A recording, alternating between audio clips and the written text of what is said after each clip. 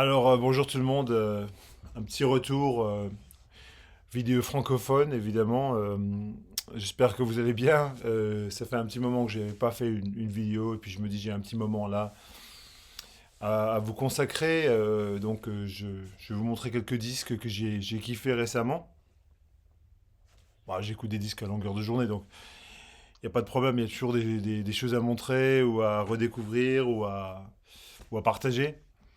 Je fais pas beaucoup de vidéos en français. Enfin, j'en ai pas fait récemment, mais bon, j'apparais très souvent dans le live de Stunty et de Romuald tous les dimanches.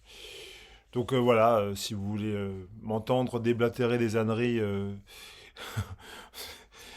en version live, bah, vous avez qu'à vous connecter là et puis venir regarder. Donc abonnez-vous. Bah, moi, je dis pas ça pour ma chaîne ici, hein. Je le dis pour leur chaîne, pour qu'il y ait un peu plus de monde qui participe, parce que c'est un truc très participatif en fait. Mais ouais, non, je suis plus, je, suis- enfin, je pense que je m'exprime pas très bien en live. J'ai du mal à faire sortir mes idées parce que c'est sur le coup il faut, il faut être assez instantané. Et que l'exercice demande une certaine flexibilité d'esprit que je n'ai pas. Et je suis plus à l'aise en faisant une vidéo, on va dire. Mais bon, après, ce sont deux exercices différents. Voici les disques que j'ai écoutés récemment, enfin que j'ai écoutés aujourd'hui. Je viens juste d'écouter le fantastique disque de Ariel Kalma, Le temps des moissons, qui est sorti en 75. Donc Ariel Kalma, si vous ne connaissez pas, c'est un musicien avant-gardiste, expérimental, qui fait de la musique progressive électronique, de la musique, oui, déjà la musique expérimentale depuis les années 70, on va dire, et qui continue. Il habite d'ailleurs, il vit pas loin de Sydney, euh, ici en Australie. Ça fait des années qu'il habite en Australie en fait, mais il est français, effectivement. Et cet album, c'est un album on va dire, de musique progressive électronique avec un côté très jazzy. Il y a d'ailleurs de belles parties planantes, lancinantes de saxophone.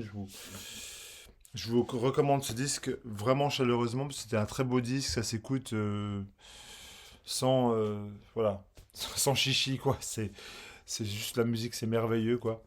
Et puis, puisqu'on est en artistes français qui sont sous le radar, hein, on va dire, j'ai aussi réécouté Jacques Berrocal avec Hôtel Hôtel de 1986. Donc Jacques Berrocal, c'est un musicien totalement inclassable, musicien français, trompettiste ou tromboniste de carrière, on va dire, mais qui s'est plongé dans plein d'univers, entre l'avant rock, un peu de c'est un peu progressif, c'était un peu expérimental, c'est un peu ça, c'est de la chanson qui est complètement barrée, on va dire, qui est oui, c'est un album de chansons de traverse, un peu tordu, il chante d'ailleurs en quatre langues, je crois en japonais, en français, en espagnol, me semble-t-il. Euh, et oui, ça me fait penser un peu à de la pop, mais si la pop était faite par quelqu'un comme Zappa, par exemple, ce côté un peu déjanté, bon, vous avez qu'à écouter vous-même, hein, je trouve que c'est magnifique. Puis, puisqu'on parle de trucs un peu déjantés, puis que je trouve intéressants, ressorti de mes étagères deux disques du même artiste que j'avais pas sorti depuis Belle Lurette. Salut Mathieu. Donc, ce sont les disques de Ronald Langestrat. Voilà, donc Apollo et puis Searching. Donc, si je ne m'abuse, ça a été réédité en 2018 ou 2019. Mais bon, ça n'avait jamais été édité en fait. Enfin, quand je dis réédité, c'est sorti sur cassette. Donc, c'était un type qui est néerlandais, il est d'Amsterdam. Et donc en 84, dans sa piole, avec un magnétophone 4 pistes, il a enregistré ces quelques chansons de boogie funk assez délirantes. C'est un espèce de mélange entre Arthur Russell, je dirais, et puis James Mason. Il y a ce côté un peu disco mutante qui se clash avec cette façon assez boogie. Il y a vraiment un côté boogie funk qui ressort de là. Enfin, je vous encourage à aller écouter cet album. Moi, je trouve il est magnifique. Il s'écoute sans. C'est c'est assez funky, mais ça reste quand même une espèce de pop synthétique un peu. Oui, c'est de la pop synthétique qui accroche assez bien, moi je trouve. Donc, Then and Forever, par exemple, la première chanson. Alors, l'autre album aussi, il est superbe, hein. Moi je trouve que c'est génialissime. Et sur l'autre, il y a plus de. Il y a quelques-unes des chansons qui ont été enregistrées en live, en fait, en 91. Ça s'appelle Apollo parce que ça a été enregistré à l'hôtel Apollo à Amsterdam en 91. Et là, il y a des superbes parties de sax. C'est très très jazz. Celui-là, il est beaucoup plus jazzy. Alors, le hic dans la danse, c'est que c'est des disques qui sont maintenant plus du tout faciles à trouver. Quand je les ai ressortis la semaine dernière, et puis celui-là, je l'ai ressorti en fait aujourd'hui. Mais celui-là, je l'ai ressorti de mes étagères la semaine dernière. Je suis allé sur Discogs un petit peu par hasard pour voir, mais c'est vrai que c'est des disques qui se raréfient. Moi, je les avais achetés à l'époque. Bon. Alors voilà, si vous aimez ce côté un peu ouais, boogie funk, un peu expérimental, je pense que ça devrait vous plaire. Ensuite, j'ai réécouté le fabuleux album de Felt. Donc Felt, c'est Lawrence qui est là, qu'on voit là, la moitié de sa tête, qui est le héros absolu de Stuart Murdoch de Bell Sebastian. Et en fait, ça c'est leur album. L'album s'appelle Forever Breathe the Lonely Word. Euh, pour toujours respire le mot seul. Non, ça veut rien dire en fait. Mais, euh, mais c'est un album de ce que j'appellerais de l'indie pop en fait, hein. On va résumer ça très simplement. C'est de la, voilà, c'est de la pop qui sautille, qui est très indépendant, très indé. À côté, on l'entend tout de suite, hein. Ça fait penser beaucoup à des choses comme les premiers disques de Primal Scream ou le Monochrome 7 ou les groupes d'indie pop de la première période en fait. Et ça c'est sorti en 84 il me semble, ou 85. Et moi je trouve c'est génialissime. Si vous aimez Ben Sebastian par exemple, donc c'est un lien assez logique, hein. On est dans la même lignée mais avec un côté plus Django Pop. Comme par exemple The Church ou je sais pas moi, des groupes comme ça où il y a un côté plus brillant, plus clinquant. Après, dans la même période, mais quelqu'un qui est une grande inconnue enfin, voilà, du monde de la pop ambiante, c'est une jeune anglaise, enfin c'était une jeune anglaise à l'époque, Virginia Astley. Rien à voir avec Rick Astley évidemment. Promise Nothing, donc ça c'est une compilation de singles et puis de chansons qui se trouvent sur d'autres albums, dont cet album-ci qui est un classique complètement sous le radar, absolument oublié des masses. En fait, c'est son album From Gardens Where We Feel Secure, qui est sorti, il me semble, en 82 ou 83, quelque chose comme ça, je ne sais plus quelle année, 83, ouais, c'est ça, 1983. Donc, qui est un album magistral de pop hyper discrète, ambiante, où on a cette école à la David Sylvian, Robert Wyatt, enfin, on est vraiment dans cet univers-là, mais avec un côté pastoral très très fort. Donc, et puis d'ailleurs, c'est reflété en fait avec les jolis dessins botaniques qu'on a sur la pochette. Et puis voilà, on a l'impression d'être dans un champ en plein milieu du Dorset en Angleterre ou je sais pas où. C'est champêtre et c'est d'une discrétion, c'est hallucinant. Et donc ça, celui-ci que je viens de me réécouter, donc il y a quelques chansons qui sortent de là et puis il y a des chansons qui sortent de ces singles. Et là, on a un côté un peu plus. Certaines de ces chansons qui sortent de ces singles sont un peu plus dans la dream pop, la pop éthérée des Cocteau Twins. Donc, bon, on est dans ces mondes-là du label 4AD. Mais bon, c'est pas sur 4AD, mais on a ce côté éthéré. Et en parlant de 4AD, d'ailleurs, j'ai écouté, j'ai écouté ça hier soir. Deux singles de Diff Jazz. Donc, Diff Jazz, c'est un groupe qui est foncièrement très très oublié par les masses, hein. On va dire c'est pareil que Virginia Astley, personne n'écoute ou ne parle de Diff Jazz. Et donc ce sont deux EP, ça c'est Euromix, Euromix qui est peut-être leur meilleur EP, on va dire, avec la pochette originale avait un singe dessus, mais ça c'est une repress de qui est sortie un peu plus tard, qui a remis ça au goût du jour. Donc c'était sorti en 81, Euromix. Voilà. Et puis l'autre face, c'est Vibrating Air. Et donc ça a été ressorti, c'est sorti en 81 à l'époque, et ça a été ressorti par Forady en 86. Et je trouve que Dave Jazz, ils sont complètement à contre-courant des modes et de la musique qui sortaient à l'époque. C'est quasiment du post-rock, du shoegaze, mais avant l'heure. Voilà, c'est un des groupes de 4AD qui est un des groupes les moins connus du label 4AD. Et je pense que c'est un crime parce que c'est un super groupe. Et Euromix, moi je trouve je vous recommanderais ça très très très vivement. Alors, puisqu'on parle de post-rock, hein, de trucs un peu post-rock, j'ai écouté un peu de La Bradford récemment. Leur troisième album, qui s'appelle d'ailleurs La Bradford, qui est sorti sur Cranky en 80. Je sais pas, 16, je crois que celui-là c'est 96, il me semble. Et en fait, la Bradford, c'est un groupe de Virginie, aux États-Unis. C'était un trio, en fait.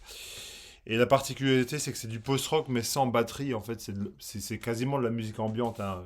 En fait, même cet album-là, c'est de l'ambiante minimale, très, très super atmosphérique. Il se passe pas grand-chose, finalement, dans la musique de la Bradford. C'est de la musique minimaliste au sens noble du terme, quoi. Donc voilà, la Bradford.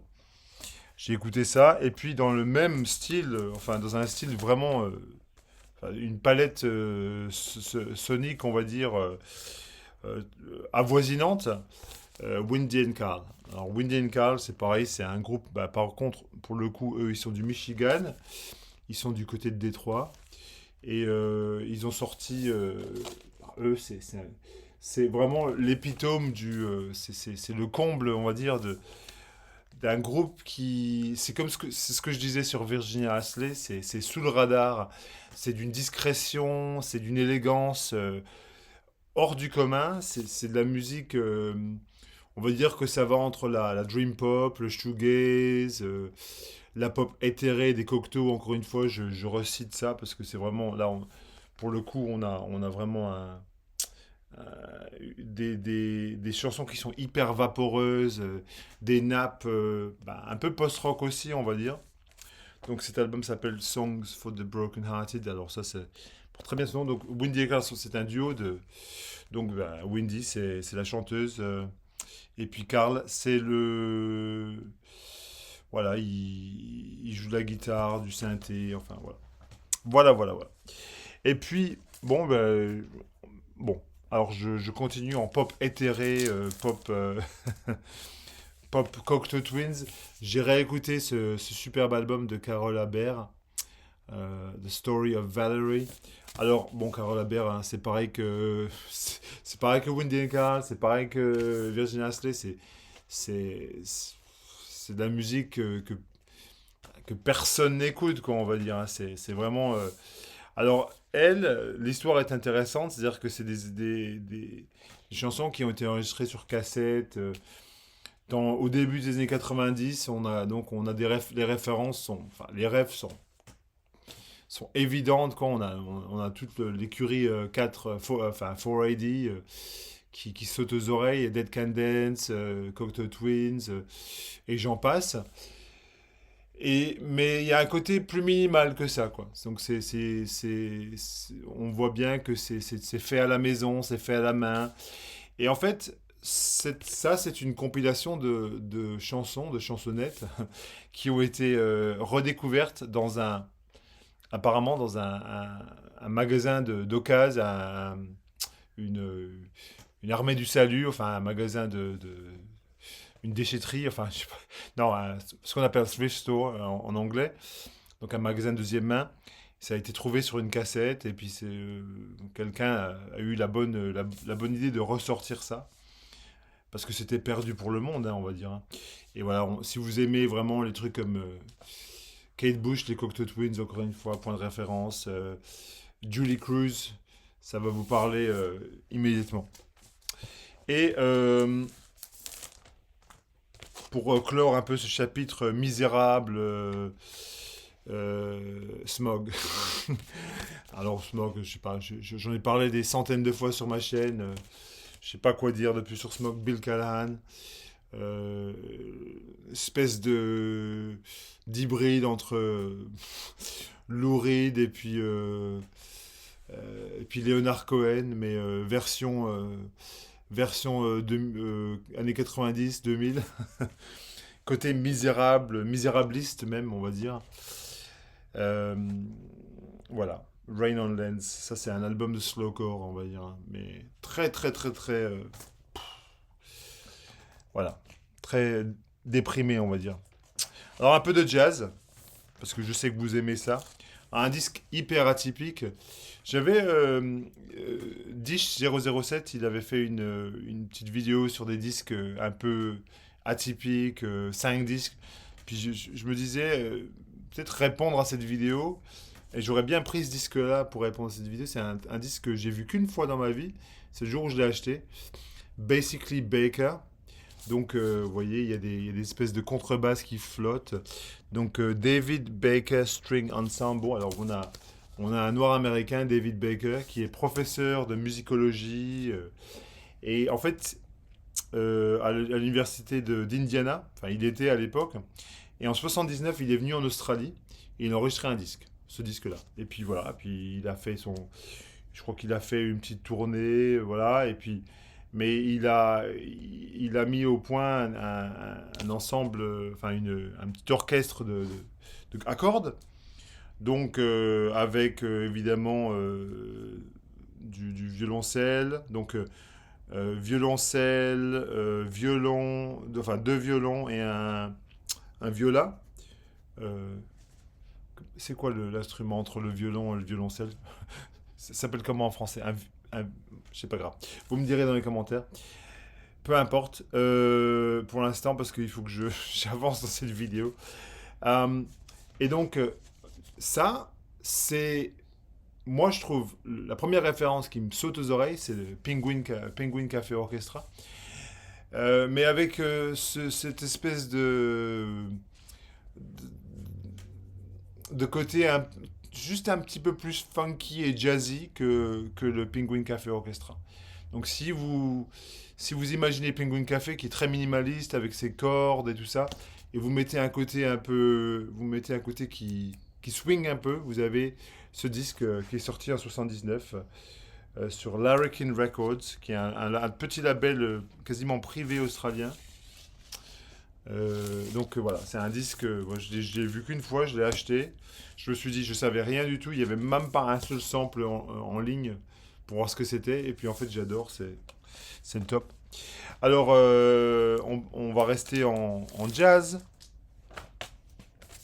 Alors que dire hein, de Chorus de Michel Rock, un sommet du jazz modal, free jazz français. Enfin, bon, c'est un disque que tout le monde devrait écouter si on aime le jazz français.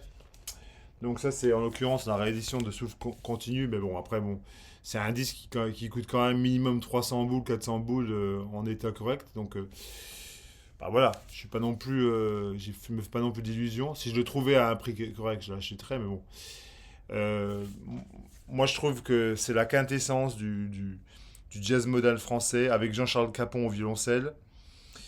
entre autres, et puis produit par Pierre Barrault, parce que c'était un disque qui était sorti sur Sarava à l'époque,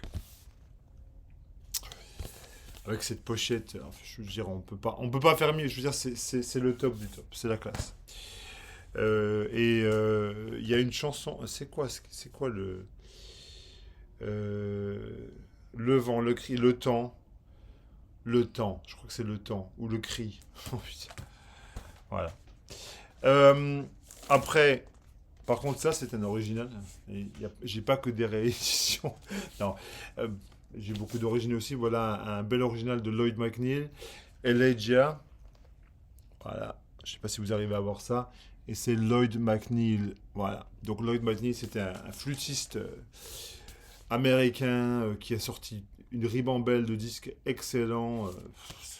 Mais ça va toujours dans cette, sur ce côté hyper funky, assez. C'est pas du jazz funk, mais c'est du jazz qui est funky. On va dire, moi je trouve qu'il y a quand même une différence. Le jazz funk, c'est vraiment, il y a la basse et la batterie, on met des accents différents, je crois, pour le jazz funk. Mais là, c'est quand même, ça reste quand même du jazz, mais il y a un côté qui swing, qui est funky dans ça, quoi. Alors, bon, il joue de la flûte, bon, voilà, c'est de la flûte hyper, voilà, hyper funky, moi, j'adore ce son-là, il y a du Rhodes et tout, enfin, c'est le, ouais, j'adore. Je peux pas dire, je peux pas dire, j'arrive pas à parler des disques que j'adore comme ça. Un petit disque d'Ethio Jazz, Getachew Mekura. Alors, l'Ethio Jazz, si vous connaissez pas, hein, bon, au moins écoutez Mulatu Astatke, parce que bon. Mais alors, ça, c'est aussi. Enfin, je veux dire, il y a un son. C'est marrant que l'Ethio Jazz, c'est un son qui est tellement unique. On sait tout de suite que c'est de l'Ethio Jazz, mais on sait pas comment décrire ce son exactement. Ces petites lignes de saxophone avec des gammes qui sont très propres à la musique éthiopienne. Puis on voit qu'ils ont été influencés par James Brown. C'est impossible qu'ils aient pas été influencés par James Brown, au moins un petit peu. Mais à part ça, c'est difficile de mettre le doigt sur exactement ce qui fait. Je crois que c'est les gammes. Et puis, je veux dire, la musique éthiopienne de cette époque, elle est sortie en. Je crois qu'il y a 500, peut-être, sorties qu'on connaît, je veux dire, qui ont été collectées. Surtout pour la série éthiopique, vous avez quasiment l'intégrale de tout ce qui a été sorti. Mais là-dedans, il y a une vie, enfin, c'est absolument phénoménal ce qui est sorti là-dessus. Euh, j'ai revisité, on dit ça en français, je sais même plus. J'ai ressorti. Le problème, c'est que, voilà, parfois, on imagine que des mots existent en français alors qu'ils n'existaient pas. Alors, j'ai sorti ce disque qui est vraiment. Je dirais pas que c'est essentiel. Ah bah, moi, je veux dire, combien de disques sont vraiment essentiels, hein, on peut faire un débat là-dessus. C'était un groupe de Brooklyn qui s'appelle 75 Dollar Bill. Voilà, et l'album s'appelle I Was Real.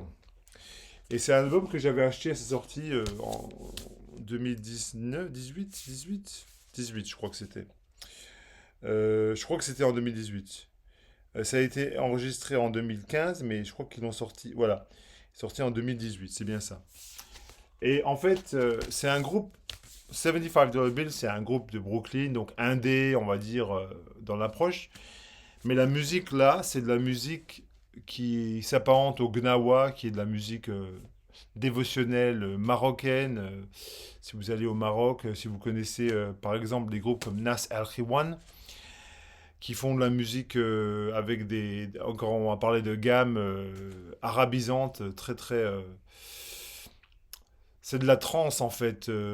Enfin, pas de la musique trance, mais ça vous met en une espèce de trance. Donc là, on a de la musique nord-africaine, mais qui est jouée avec des guitares électriques. Enfin, avec des instruments indé, quoi. De musique indé, voilà. Donc, voilà. Si vous avez jamais entendu, ben, vous pouvez jeter une oreille là-dessus. Et puis j'en ai encore deux ou trois là, j'en ai pas beaucoup. Donc j'ai ressorti Majoun. Bon, pourquoi ressortir Majoun? Vous me direz pourquoi même j'ai Majoun dans ma collection. Mais bon, après il y a des disques de progressifs français qui m'intéressent quand même. J'aime pas trop le prog, je suis pas trop prog. J'aime pas le prog symphonique, ça m'irrite un peu. Mais là il y a un prog un peu folky, un peu... Voilà. Un peu déjanté sur les bords. Qui va sur le jazz fusion, moi j'aime bien. Donc Majoun, groupe français des années 70, voilà, qui était sorti sur Sarava aussi, avec Nana Vasconcelos, le percussionniste légendaire brésilien qui prête son berimba et ses percussions là-dessus. Donc c'est un album, voilà, c'est un album de rock progressif avec des accents jazzy français de 72, 73. J'ai ressorti cet album des Fugs. Alors je sais pas pourquoi, hein, je ne sais pas pourquoi. Des fois j'oublie, il y a plein de fois où j'oublie les disques que j'ai sur. Bah, voilà, j'en ai eu quand même beaucoup, donc parfois j'oublie ce que j'ai. Donc c'est un disque que j'avais acheté il y a des années, il y a peut-être 20 ans que j'ai ce disque-là. Je dirais que ça fait pas loin de 20 ans, ouais. Mais je l'écoute pas des masses, donc c'est encore une fois, du folk tordu, espèce de jug band déglingué, avec des paroles à la mort moelle-neu. Il y a qu'à voir les titres des chansons, de toute façon, on comprend tout de suite. Ah, Sunflower, Weary of Time, Supergirl, Supergirl. Ouais, c'est ça. C'est les. Voilà. On est quand même dans cet univers des beat poets comme William Burroughs ou Jack Kerouac, mais c'est la branche musicale des beat poets. Et le dernier que je vais vous montrer, c'est un disque qui est magnifique. Et puis encore une fois, j'avais acheté à l'époque où il était sorti. Et puis je lui rends visite une fois de temps en temps. C'est ce disque de Bill Fay Group, Tomorrow, Tomorrow and Tomorrow. Alors Bill Fay, encore une fois, pour moi, c'est une légende de la musique, enfin du genre auteur, compositeur, interprète, un peu folk rock anglais. Ses deux premiers albums sont des albums cultissimes, Time of the Last Persecution et puis l'album éponyme Bill Fay. Mais ça, c'est un album qu'il a sorti des années après, hein, dans les années 2000. Mais je crois qu'il avait été enregistré avant ça. Je pense que ça avait été gardé, ça avait été gardé sous clé pendant un certain moment. Et puis ça avait été ressorti par Drag City en 2005. Voilà, c'est ça. 2006, ouais, voilà, c'est ça, c'est exactement ça.